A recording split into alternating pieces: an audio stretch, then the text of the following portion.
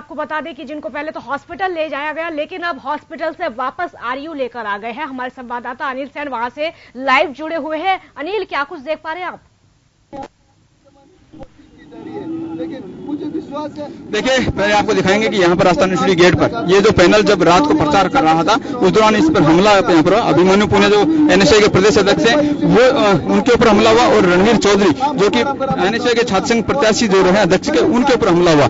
रात को प्रचार करते हॉस्टल में जा रहे थे, हॉस्टल के दौरान यहाँ पर हमला यहाँ पर हुआ और उसके बाद में एसएमएस अस्पताल में उनको यहाँ पर भर्ती कराया गया। लेकिन फिलहाल एसएमएस से सीधे राजस्थान यूनिवर्सिटी गेट पर यहाँ पर पहुंचे अभिमन्यु पुणे से हम बात करेंगे। अभिमन्यु, जिस तरह से हमला हुआ, क्या लगता है ये पूरा प्लानिंग था?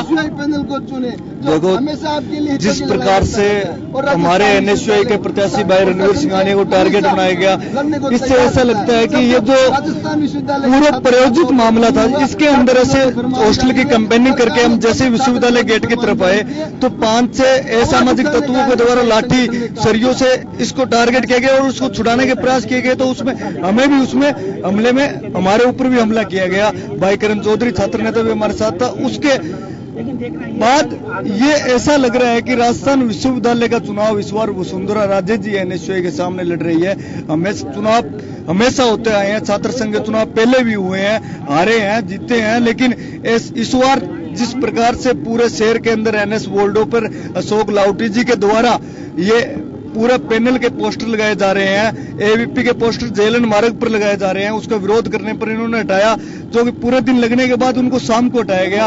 उनका लिंगदो कमेटी की सिफारिशों के अनुसार उनका नामांकन रद्द होना चाहिए, चाहे वो किसी भी संगठन का हो, हमारे संगठन का हो, चाहे हमारा ही नामांकन रद्द करो। लेकिन फिर भी वीसी संघी विषय होने के कारण इस पर कोई कार्रवाई नहीं कर रहे हैं और पूरी भाजपा सरकार इस चुनाव को लड़ रही है। एनएसयूआई से कमजोर होगी, आगे कुछ रणनीति आप बनाएंगे ताकि सॉलिड तरीके से आगे बढ़े? एनएसयूआई राजस्थान विश्वविद्यालय का आम छात्र एनएसयूआई संगठन की विचारधारा के साथ है, क्योंकि राजस्थान विश्वविद्यालय के आम छात्र की लड़ाई एनएसयूआई के संगठन ने लड़ी है, एनएसयूआई के छात्र कार्यकर्ता ने लड़ी है, एनएसयूआई के छात्र नेता ने लड़ी है और पूर्ण रूप से राजस्थान विश्वविद्यालय का आम छात्र एनएसयूआई के साथ खड़ा है और एनएसयूआई के पूरे पैनल को चुनाव जिताएगा। रणवीर सिंघानिया से बात करेंगे। रणवीर, जिस तरह से हमला हुआ आपके ऊपर, आपकी तैयारी थी, चुनाव आप लड़ रहे थे, लेकिन इस तरह की स्थिति क्या कहेंगे? आपका विपक्ष बौखला गया है या फिर आपके ऊपर जो हमला हुआ है प्रायोजित था?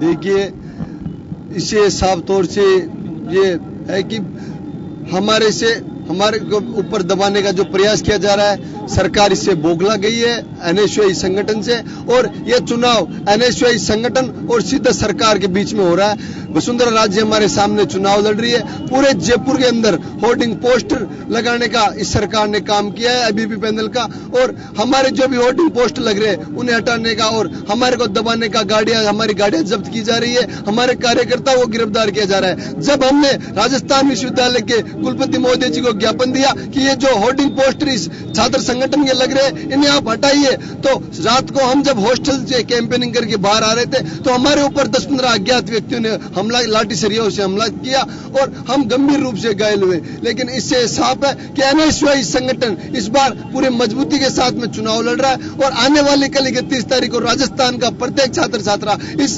सरकार को, इस छात्र विरोधी सरकार को जवाब देगा और एनएसयूआई पैनल को पूरी मजबूती से चुनाव लड़ने के लिए। जिस तरह का हथकंडा अपनाया गया, क्या कहेंगे? आपके छात्र संघ चुनाव है, ये बड़े चुनाव नहीं है, क्या सही है?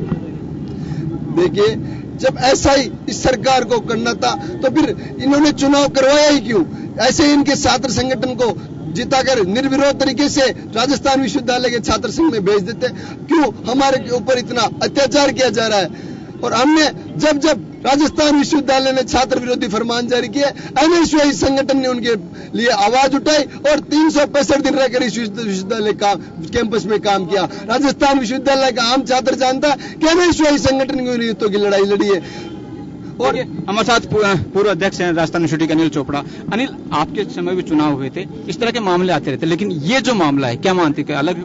देखिए, राजस्थान यूनिवर्सिटी का मैं भी छात्र संघ का अध्यक्ष रहा हूँ। पिछले 8 साल से यूनिवर्सिटी के इलेक्शन देख रहा हूँ। मैं प्रदेश की महारानी से कहना चाहता हूँ कि आप एक छात्र संगठन से इतने बौखला गए हैं कि अब इसमें बात पे उतारू हो रहे हैं। ये छात्रों का चुनाव है, छात्रों को तय करने दीजिए कि वो उनकी क्या मंशा है। इस तरीके से जो हमले करके, इस तरीके से हमारे छात्र संगठन को परेशान करके आप क्या साबित करना चाहते हैं? ये राजस्थान विश्वविद्यालय नहीं, अपितु पूरे प्रदेश का युवा देख रहा है और निश्चित रूप से आने वाली 31 तारीख को राजस्थान विश्वविद्यालय का प्रत्येक युवा इस बात का जवाब देगा और भारतीय राष्ट्रीय छात्र संगठन के साथ वैसे भी पूरा राजस्थान विश्वविद्यालय और नहीं पूरे प्रदेश का युवा है और इनको करारा जवाब मिलेगा। बिल्कुल, छात्र संगठन जो है एनएसयूआई, उसकी ये बात यहाँ पर थी, आरोप है सीधा सीधा सरकार के ऊपर कि उनकी वजह से कमजोर थे, जीत नहीं पाते, उसी वजह से उनके ऊपर हमला हुआ। जी अनिल, बहुत बहुत शुक्रिया आपका। तो जिस तरह से हमारे संवाददाता अनिल अभी उन्होंने बातचीत की यहाँ पर अभिमन्यु पूनिया से और रणवीर सिंघानिया जो कि प्रत्याशी हैं, घायल उनको रात किया गया था और हॉस्पिटल से सीधे वापस इस समय आरयू में लाया गया है। वो बता रहे थे कि यहाँ पर उनका जो चुनाव हो रहा है सीधे वसुंधरा राजे के साथ हुआ और बौखलाहट यहाँ पर दूसरी पार्टी की देखने को मिली, जिसके चलते इस तरह का हमला उन पर किया गया और इसी के साथ हमले के साथ साथ उन्होंने जोरदार जीत का ऐलान भी कर दिया है। फिलहाल चलते चलते रुक करेंगे सुर्खियों का।